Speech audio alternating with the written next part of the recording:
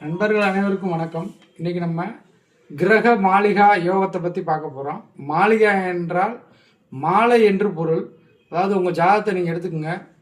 சந்திரன் இருக்கிற இடத்துல இருந்தோ லக்னத்தில் இருந்தோ கிரகங்கள் வரிசையாக லக்னம் 1 அடுத்து 2ஆம் பாவம் 3 4 5 6 அந்த மாதிரி நிழல் கிரகங்கள் தவிர்த்து, அதாவது ராகு தவிர மிச்ச இருக்க கிரகங்கள் உங்கள் ஜாதகத்தில் எப்படியோ 4 இடம் 5 இடம் மொத்தமாக இருந்தால் அதுக்கு பேர் கிரக மாளிகா யோகம்னு பேர்.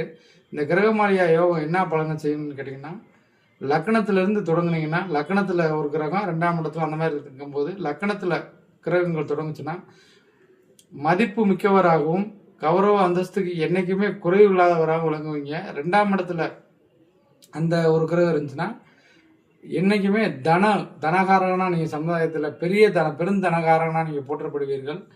அது போக நல்ல பேச்சாற்றல், மதிப்புமிக்க மேடை பேச்சாளராக வர முடியும்.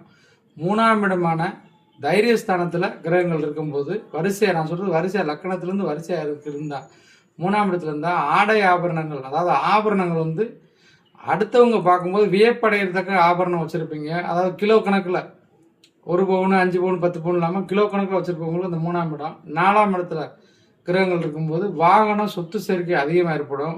3-4 கார் வச்சுருப்பாங்க, 2-3 பைக் வச்சுருப்பாங்க. இந்த மாதிரி 5ஆம் இடத்துல கிரகங்கள் இருக்கும்போது புத்திர சந்தான விருத்தி நல்ல நிலைமையில் இருக்கும். சொத்து சுகம், புத்திசாலித்தனம், தெளிவான பேச்சர், மேடை பேச்சு, இந்த மாதிரி நல்ல புத்தி கூர்மை கொடுக்கக்கூடியது 5ஆம் இடம். இந்த மாதிரி கிரக மாளிகா யோகம் உங்களுக்கு நல்ல நிலைமையில், நான் சொல்கிற மாதிரி லக்கணத்துலேருந்து தொடர்ந்து இருக்கணும், இல்லை சந்திரன்லேருந்து தொடர்ந்து கிரகங்கள் இருந்தால் இந்த மாதிரி பலன்களை நீங்கள் அடைவீர்கள். நன்றி.